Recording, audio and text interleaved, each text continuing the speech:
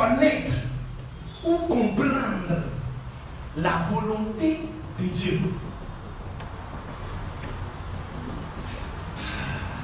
Là où la volonté de Dieu n'est pas connue, qu'est-ce qui se passe? Le peuple de Dieu meurt. Les hommes meurent.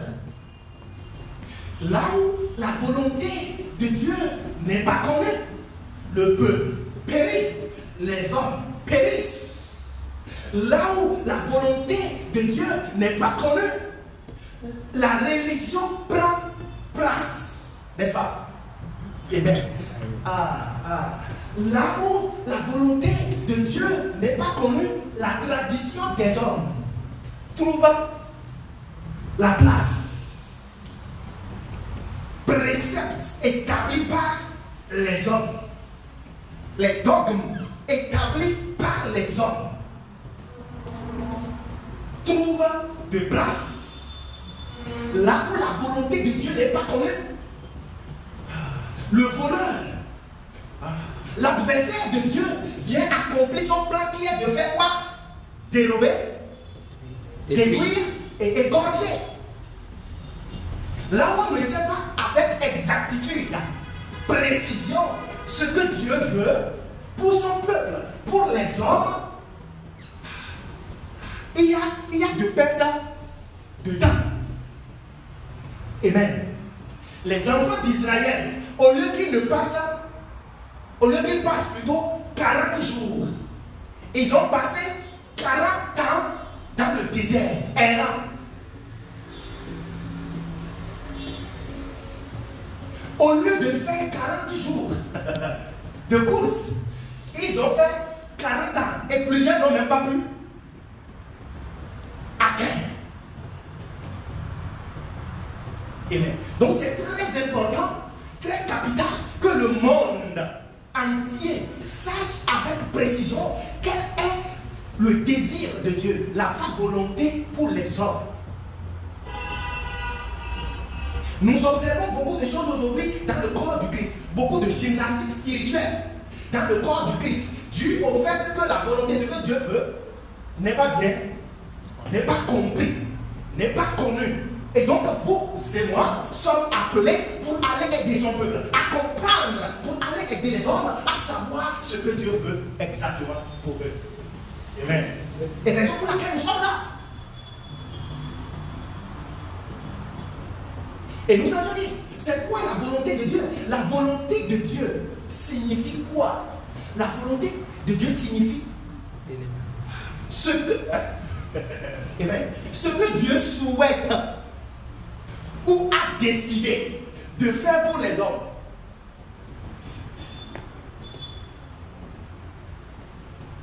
Ce que Dieu souhaite ou a décidé de faire pour les hommes, c'est-à-dire quoi? Son dessein, son plan, son projet, son but, son intention pour la bénédiction de l'homme, pour le salut de l'humanité. Vous êtes là? Quand nous parlons de la volonté de Dieu, cela signifie le plan de Dieu pour l'homme, l'objectif, l'intention, le projet, le dessein de Dieu pour l'humanité, pour tous les hommes. Cela voudra dire aussi ce que Dieu veut que l'homme fasse. Ce que Dieu veut que vous fassiez, ou bien que l'homme fasse. La volonté de Dieu signifie également le choix de Dieu pour tous les hommes.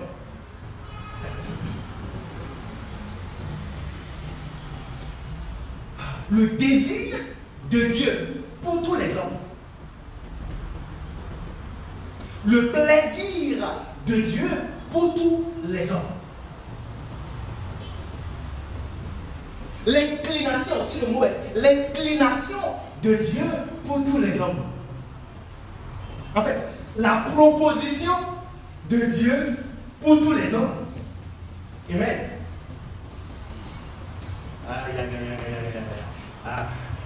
La volonté de Dieu,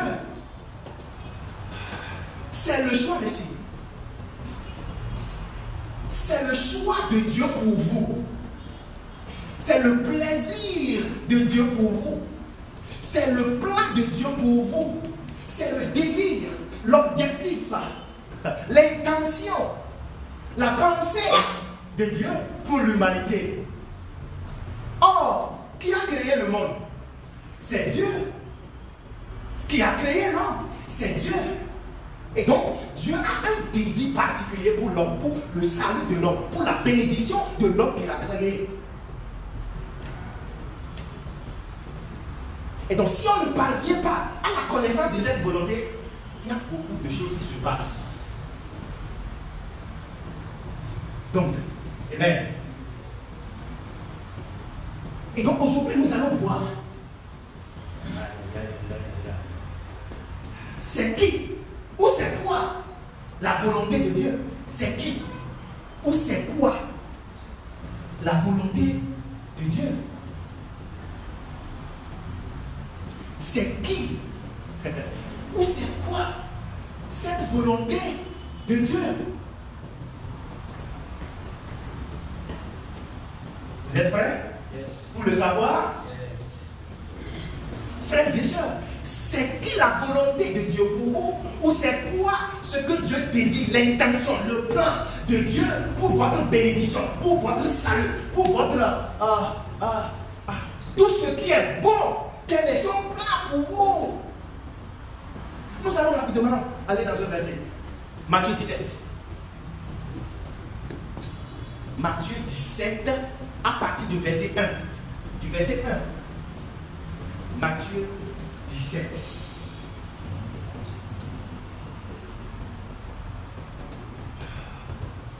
6 jours après, Jésus prit avec lui Pierre, Jacques et Jean, son frère, et il les conduisit à l'écart sur une haute montagne. Ok, merci. 6 jours après, Jésus prit qui avec lui? Pierre, Jacques et Jean, son frère, et il les conduisit à l'écart sur une haute montagne. Jésus prit Pierre, Jacques et Jean avec lui. Pour aller où? Sur une haute montagne. On peut voir en réalité ce qui se passe sur une montagne. Hein?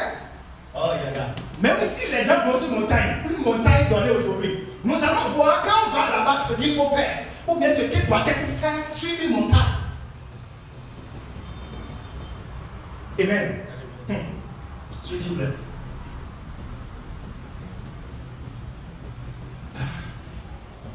Sur la montagne, quelque chose s'est passé, oui.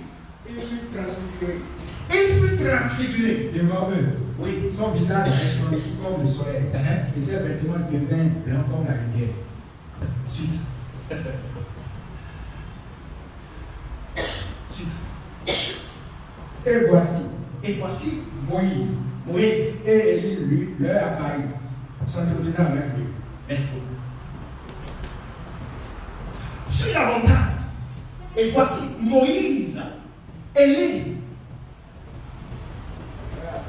leur apparurent.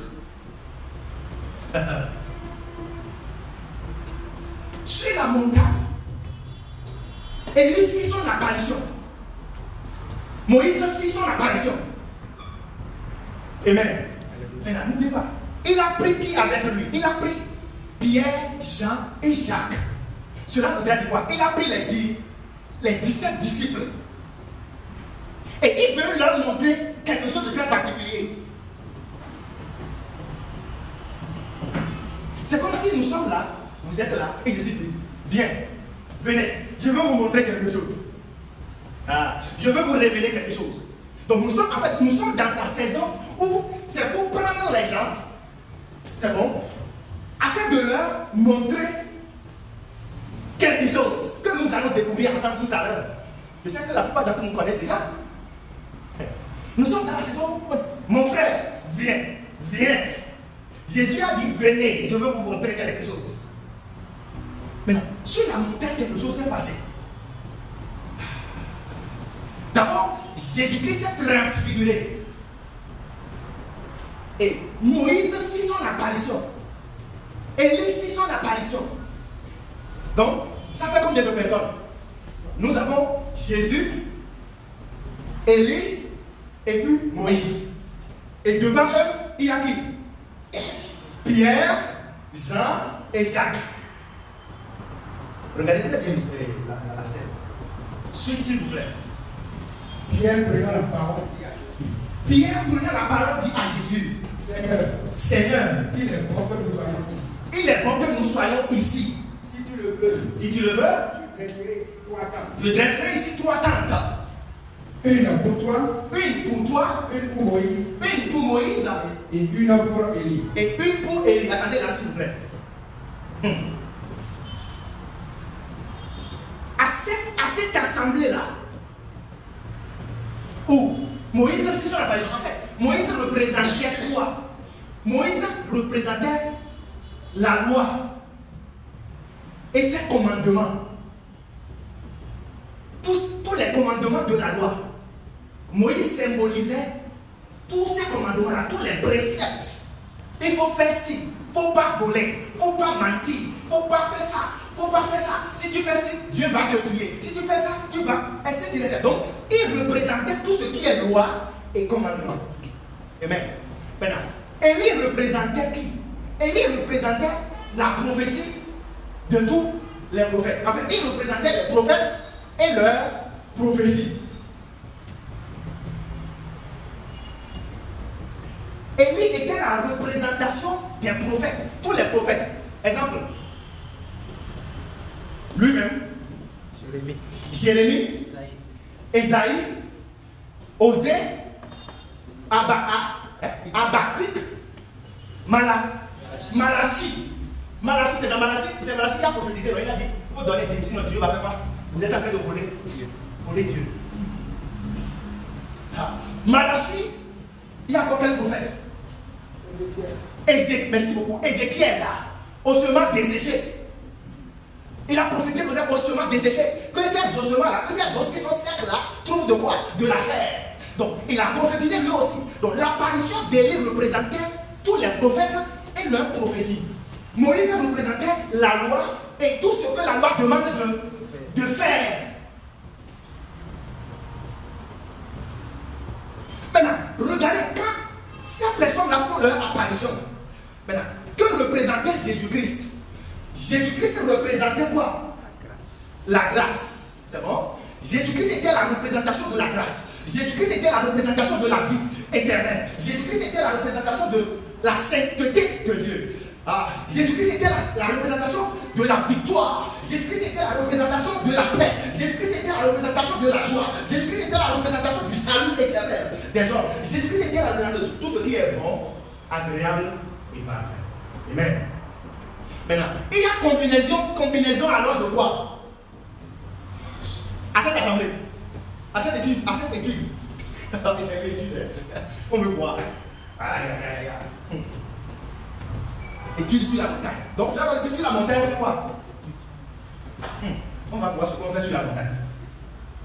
C'est une parenthèse. Pierre prenant la parole, dit à Jésus, Seigneur, il est bon que nous soyons ici.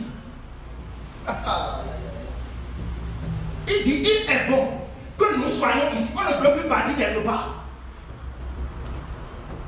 En fait, on peut mourir ici. Il est bon que, des fois il arrive que quand on est dans un endroit, c'est trop bon là. On ne veut plus. On ne veut plus quitter. Ou bien, c'est bon déjà là, là-bas, là, c'est déjà bon. Il peut rester là et faire ce qu'il veut faire. Pensant que c'était seulement là que Dieu voulait pour lui. Il est bon, lui, il a déjà compris. C'est bon, il est bon que nous soyons ici. Exemple, il est bon que nous soyons dans chambre à coucher, c'est trop bon, nous sommes bien de l'aise. Pendant que Dieu fait encore étage, c'est entre parenthèses. Amen. Pierre dit, il est bon que nous soyons ici. Si tu le veux, soulignez le veux. Si tu le veux, nous parlons de quoi? Hein? La volonté, connaître la volonté de Dieu. Donc nous sommes à l'assemblée de la connaissance de la volonté de Dieu. Et donc en dehors de ça, il n'y a pas d'autre volonté. Ce qu'on va voir tout à l'heure. Il dit, si tu le veux, donc cela veut dire que ce qui va suivre sera quoi? La volonté de Dieu.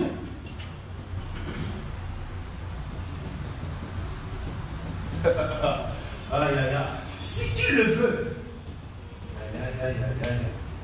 on veut voir ce que Dieu veut. On veut voir l'intention. Quand on dit tu le veux, là, veut voudra dire aussi, si c'est ton intention, c'est bon. Si c'est ton plan, ah, ok. Si c'est ton objectif pour l'homme,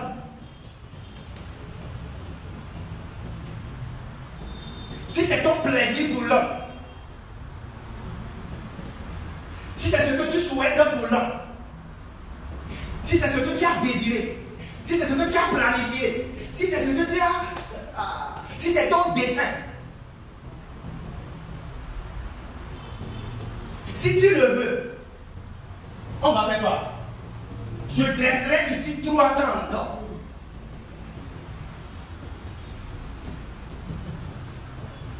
Je dresserai ici 3 tentes. Quand on dit temple là, ça veut dire quoi? Hein? Ça veut dire quoi? Temple. Ou maison. Donc dans un temple,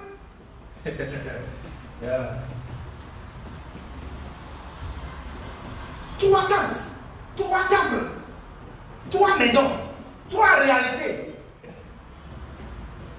Une pour toi, pour Moïse et pour Élie. Cela voudrait dire quoi? Nous sommes, il est en train de vouloir prendre, installer quoi? La loi, la religion, c'est bon, les commandements, la tradition, préceptes de l'homme. Et puis quoi? Les prophéties, mélangées avec quoi? La grâce, la vie, la paix et tout. Quand il dit si tu le veux, on va mélanger quoi? La loi ensemble avec la grâce, avec le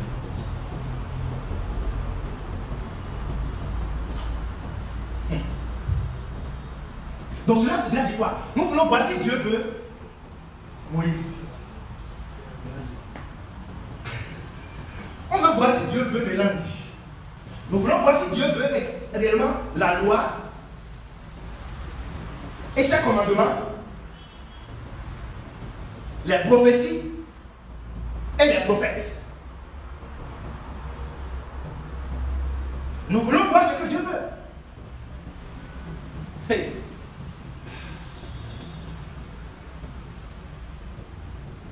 Oui. Comme il parlait encore. Comme il parlait encore. Une lumineuse les couvrit. Une lumière lumineuse les couvrit. Et voici. Une voix fit entendre de la nuée ses paroles. Une voix fit entendre de la nuée ses paroles. Attendez là. Attendez là d'abord. Comme il parlait encore. Cela veut dire quoi? Il n'a pas encore fini de parler. Quand il dit Seigneur, Jésus, si tu le veux, on va mélanger quoi?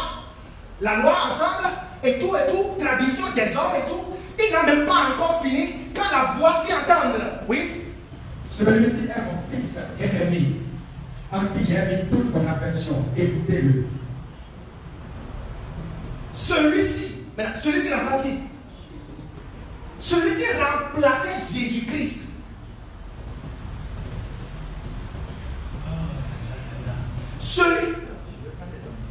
Celui-ci est mon fils bien-aimé. Oh. En qui j'ai mis toute mon affection. Écoutez-le. Nous avons dit que Jésus-Christ était quoi? Jésus-Christ était Dieu. C'est bon? Jésus-Christ représentait la grâce. Il représentait quoi? La vie. La paix, la joie, la victoire. Tout ce qui est bon, agréable et parfait. Aïe, aïe, aïe, aïe, aïe. Pendant que Pierre était encore sur sa parole, mélangeons.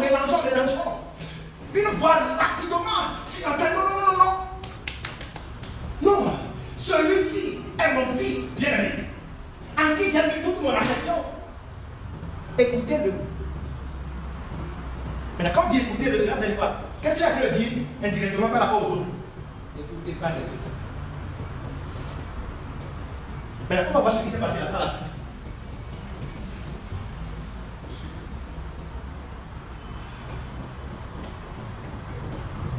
Lorsqu'il entendit cette voix, les disciples tombaient sur leur face. Les disciples tombaient sur leur face. Et puis saisis d'une grande frayeur.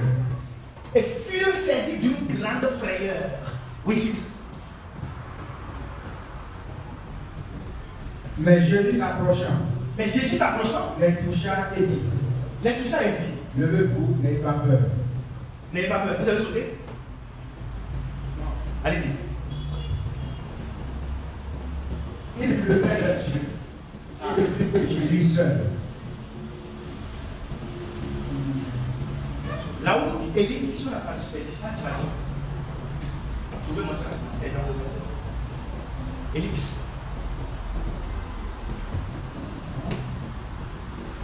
Il levait les yeux. Il levait les yeux que Jésus seul. Et ne vit que Jésus seul. En fait, il y a une version qui dit Moïse a disparu et Élie a disparu. Je ne sais pas si c'est quelle version. Mais ici, il dit ils ne virent que Jésus seul. Ils ne virent que Jésus seul. Maintenant, où est passé les autres?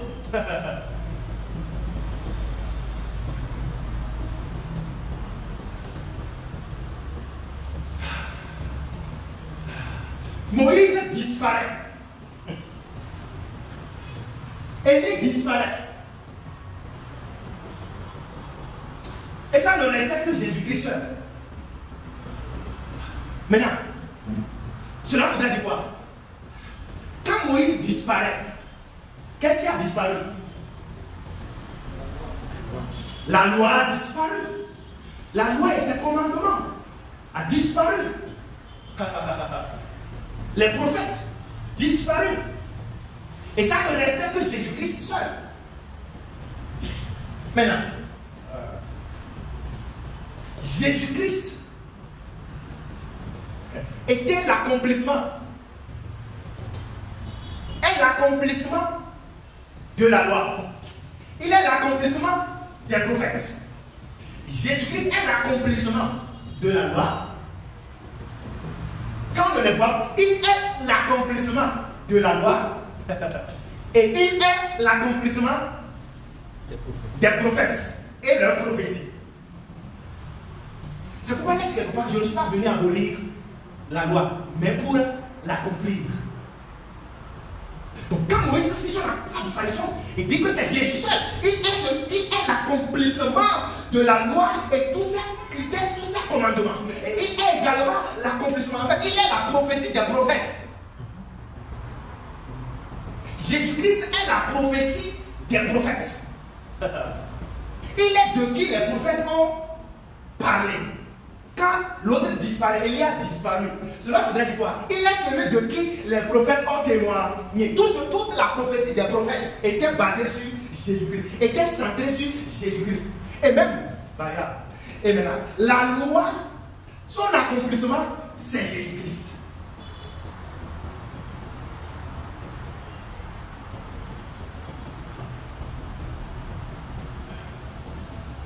Donc cela voudrait dire quoi? Ça ne restait que Jésus-Christ. Donc cela voudrait dire quoi? Ce que Dieu veut alors, Pierre a posé la question. Si tu le veux. Maintenant, quelle a été la réponse de Dieu à cette affirmation ou bien déclaration? Si tu le veux, oui. Quelle a été la réponse que Dieu a servi?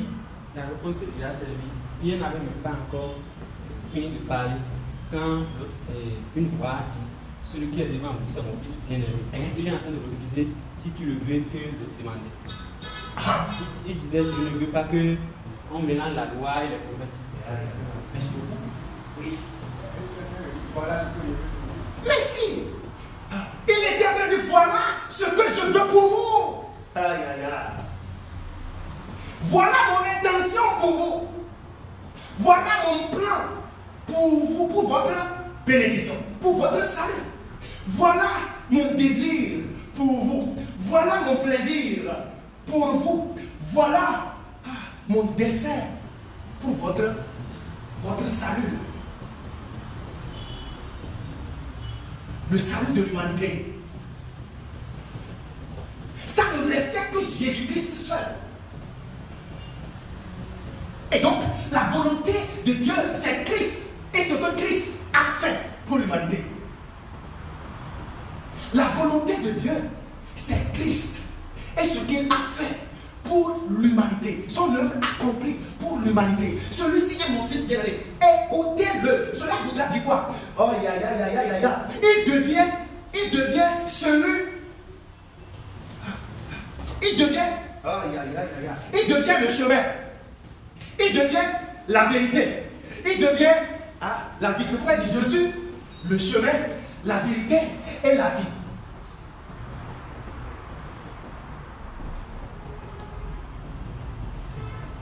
Donc cela voudrait dire quoi? Pour un ministère efficace, pour que le ministère des disciples soit efficace et soit vrai, il va falloir que ça soit centré sur qui?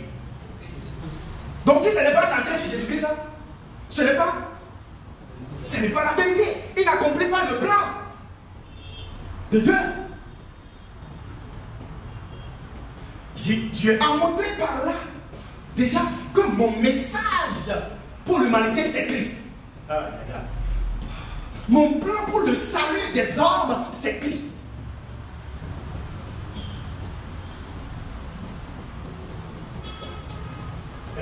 Pourquoi? Pourquoi Christ? Pourquoi il est resté seulement Christ?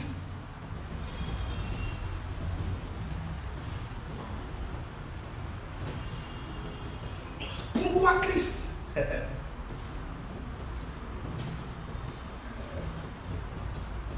Parce que le travail qui lui a été assigné, personne ne peut. Personne ne peut le faire.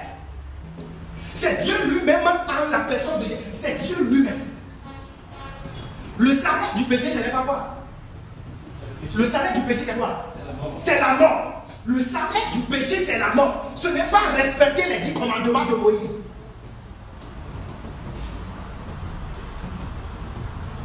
Si le salaire du péché était il ne faut pas voler. Les gens ne volent pas. Il y a plusieurs. Le salaire du péché de l'homme, c'est la mort. Voilà. Le prix à payer pour vos péchés, pour nos péchés, c'était la mort. Et ce n'était pas confession. L'un des commandements de la loi, c'est fait quoi? Quand tu pêches, il faut confesser. Il faut confesser. Le salaire du péché, ce n'était pas confession. Le salaire du péché, ce n'est pas la loi, obéissance à la loi. Le salaire du péché, c'était la mort. Et il n'y avait personne. En fait, ils ont prophétisé. Ils ont parlé. Mais ils n'avaient pas accompli. Les prophètes ont parlé. Les prophètes ont prophétisé. Mais ils n'ont pas accompli. Ils ne peuvent pas.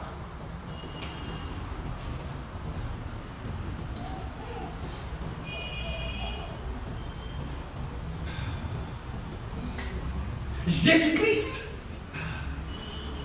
est celui qui a enduré les conséquences de nos péchés, de vos péchés. Il est le seul qui peut. Il est le seul qui peut et qui a pu. C'est ça, hein? Qui a pu payer le prix du péché de l'humanité. Il n'y a pas de... Si quelqu'un se lève pour dire, moi, venez, je peux payer le prix de vos péchés. Il n'y a pas. Il n'y a pas. Jésus-Christ. Le châtiment qui nous était destiné est tombé sur qui? Est-ce que c'était tombé sur Moïse? Est-ce que c'est tombé sur Élie? C'est tombé sur Jésus-Christ. Le châtiment qui nous était destiné. Donc il y avait un châtiment pour le péché de l'homme. Il y avait une punition. Et la punition, c'est la souffrance, c'est la mort. Mais parce que Dieu a tant aimé le monde, qu'est-ce qu'il a fait? Il a donné son fils unique. Il a donné son fils unique. Il n'a pas donné 3 personnes. Il a donné son fils unique. Parce que le Fils unique a été la personne qui a la capacité, la capacité de pouvoir porter quoi le péché de l'humanité.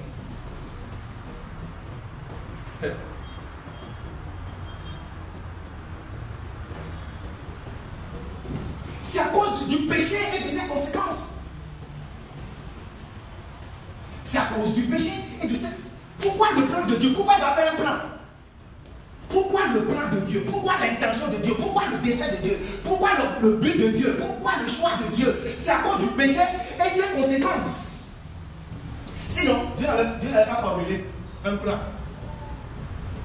C'est à cause de ce qui est venu. Par un seul homme, le péché a fait son entrée. Et par le péché, la mort.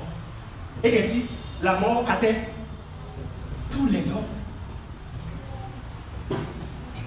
Donc, la raison du plan de Dieu, la raison du désir de Dieu, de l'objectif du choix de Dieu pour l'humanité, c'est quoi? C'est le péché, ses conséquences. Donc, c'est le salut de l'homme. C'est la délivrance de l'homme du péché et toutes ses conséquences. Amen. Et la seule personne, c'est Christ. Qui a pu le faire, c'est Christ. Donc, Christ devient alors le souhait de Dieu pour les hommes. Christ devient alors la décision de Dieu pour les hommes, le salut des hommes. Christ devient alors le choix de Dieu pour vous. Christ devient alors le plaisir de Dieu pour vous. Christ devient alors le salut de Dieu, l'objectif de Dieu pour votre salut. Aïe, aïe, aïe, aïe, aïe. Donc cela vous a dit, en dehors de lui, il n'y a point quoi?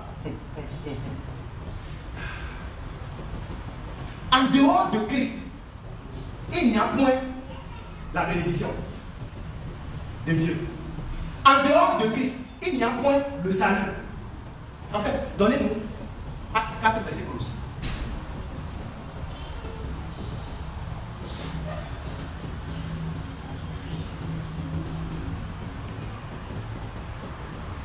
Acte 4, 12. Il n'y a de salut pour aucun autre, car il n'y a sous le ciel aucun autre nom qui ait été donné parmi les hommes, par lequel nous devons être sauvés. Donc cela vous a dit quoi? Si les hommes cherchent le salut dans Moïse, vont-ils le trouver? Hein?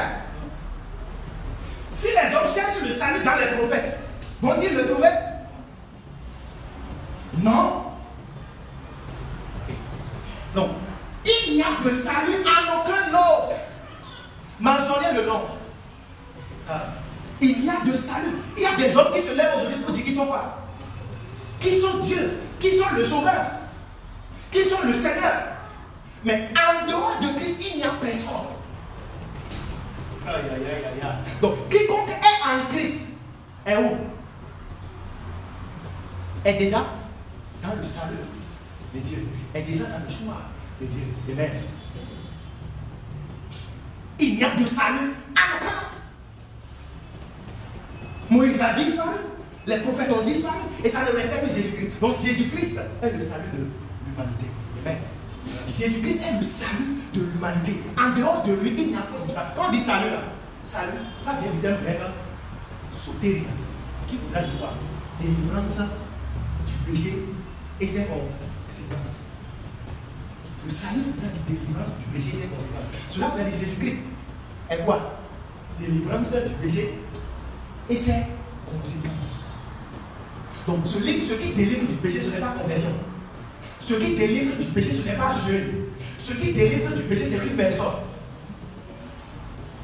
Allez, tu vois la chose?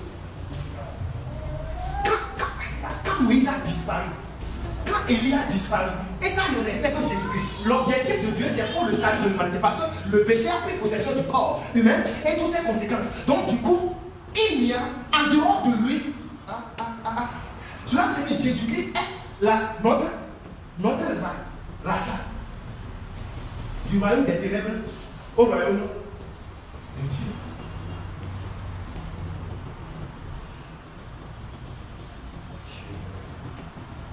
Amen.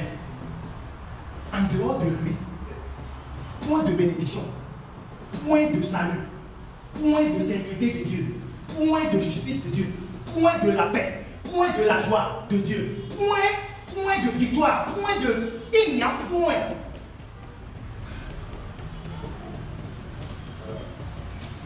Cela voudra dire quoi?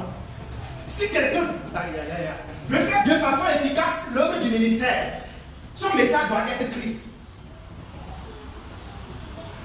Si quelqu'un veut faire le ministère selon le plan de Dieu, selon le cœur de Dieu, le message doit être Christ. Le plan doit être Christ. Mais qu'est-ce que nous observons aujourd'hui? La religion a pris place. La tradition des hommes.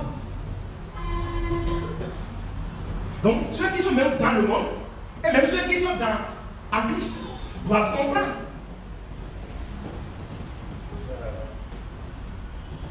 Donc, Jésus-Christ est la délivrance du péché et toutes ses conséquences. Et donc, si quelqu'un a Christ, la personne est délivrée de quoi?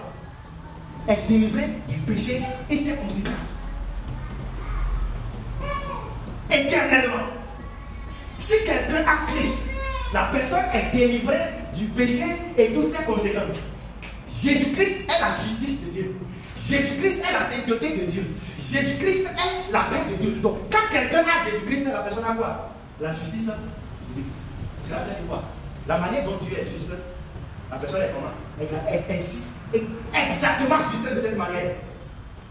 La manière dont Dieu est saint. La personne devient saint comme Dieu. Mais ce qui rend saint, ce n'est pas. Ça ne vient pas de l'homme. Ce qui rend juste ne vient pas de l'homme. Mais ce qui rend juste est venu de qui? De Dieu. Et c'est qui? C'est Dieu lui-même en la personne de Jésus-Christ. Amen. Donc cela veut dire quoi?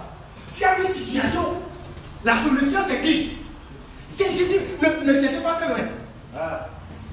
S'il y a une situation qui semble troubler le cœur, qui est contraire, qui semble vous engouffrer, et vous n'arrivez pas à trouver d'issue, la solution c'est Christ. Donc, quand vous appliquez cette solution, ce plan-là, ça doit marcher. Amen. Même si c'est dans le ministère, vous regardez ça, c'est la solution pour tout. Quand tout semble être difficile, quand tout semble être sombre, mais regardez, appliquez Christ. Ça doit marcher parce que vous avez tapé dans le plan de Dieu pour le salut, pour la paix, pour la joie, pour la vie. Praise God. Donc Jésus-Christ et ce qu'il a fait, nous allons entrer beaucoup plus prochainement dans ce qu'il a fait pour l'humanité, ce qu'il a fait pour nous. Aujourd'hui, nous sommes en train de voir que la volonté de Dieu, c'est une personne. Ce n'est pas une activité. Donc, Moïse n'est pas la volonté de Dieu, mais il a œuvré. Tout ce qu'il a fait, c'est à propos de quoi? De la volonté de Dieu. Donc, en dehors de Christ, si on voit quelque chose qui est hors Christ, ce n'est pas quoi? La volonté de Dieu. Et tout ce qui est hors Christ, quand on a frappé, est-ce qu'il a frappé? Maintenant, en dehors de Christ, on ne peut pas connaître Dieu. En dehors de Christ, tout. Dis avec moi, Christ est mon tout. Christ est ma vie. Christ est ma joie.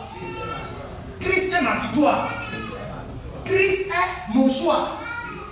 Christ est ma justice. Christ est ma sainteté.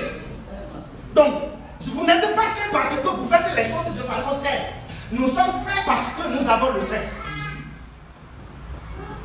Amen. La raison pour laquelle vous allez déclarer que vous êtes saint en Christ, c'est que vous avez Christ. Ce n'est pas parce que vous faites effort. Quelqu'un est venu, il a commencé à prier ainsi.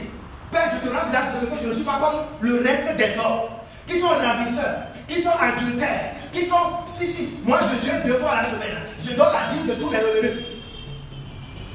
Jésus-Christ l'a regardé. Ah, tu as essayé. Maintenant, quelqu'un est venu, il dit, Seigneur, je te... Il n'a même pas regardé. Il dit, Père, aie pitié de moi parce que je suis pécheur. Il a connu. La Bible a dit, Jésus-Christ a dit, celui-là est plutôt juste que celui qui est venu démontrer tout ce qu'il a fait par ses efforts. On n'a pas le plaisir, on allait rentrer dans ce dessin. Amen. Donc cela ne fait pas. Oh, Qui a Christ devient quoi? Celui qui porte Christ devient la volonté de Dieu pour les hommes. Celui qui a Christ devient le choix de Dieu pour le salut des hommes. Celui qui a Christ devient l'intention de Dieu pour les hommes. Celui qui a Christ devient la justice de Dieu. Le plaisir de Dieu pour les hommes. Amen. Dis avec moi, je suis le choix de Dieu pour l'humanité. Je suis la volonté de Dieu pour l'humanité. Je suis le souhait de Dieu pour ma famille, pour ma communauté, pour le monde entier. Est-ce que vous comprenez la volonté de la prière? Cela voudrait dire quoi? Quand votre famille vous voit, c'est quoi? La paix est venue. La joie est rentrée. La vie est rentrée. Est-ce que Christ est physiquement là-bas? Il est où? Il est en toute personne qui croit. Donc du coup, la personne devient exactement ce qu'il était. Donc, et son objectif, c'est pour le salut de l'humanité. C'est pour la justice de l'humanité. La justice de l'humanité. Il est bien que nous n'allons pas mourir. Nous n'allons pas mourir. Dis, je ne vais pas mourir. Parce que Christ est mort pour moi. Amen. Levons-nous sur nos pieds. Nous sommes en train d'accourir progressivement. Déclare, confesse que je suis le choix de Dieu pour l'humanité. Parce que je suis en Christ, je suis le choix. Je suis le plan de Dieu pour l'humanité, pour le salut de l'humanité, pour la délivrance de l'humanité, pour la libération de l'humanité. Je suis le choix de Dieu. Je suis le plaisir de Dieu. Je suis le désir de Dieu parce que je porte Christ en moi.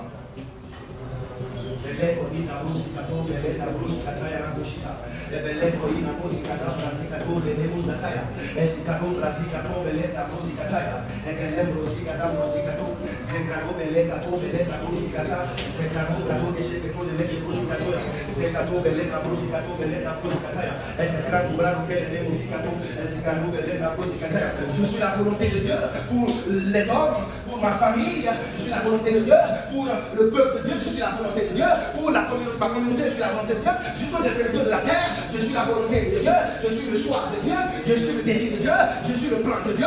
Je suis Est-ce que vous pouvez déclarer ça du fond de votre cœur? C'est cadeau, c'est cadeau, c'est cadeau, c'est cadeau. Et ce plan est accompli. Ce plan est accompli. C'est cadeau, il y a l'eau, c'est cadeau, c'est cadeau, c'est cadeau, c'est cadeau, c'est cadeau, belén d'abrosi cadeau, c'est brado cadeau, c'est cadeau, belén d'ina rosi cadeau, c'est cadeau, brado, c'est cadeau, belén, c'est cadeau, brazo cadeau, donc c'est cadeau.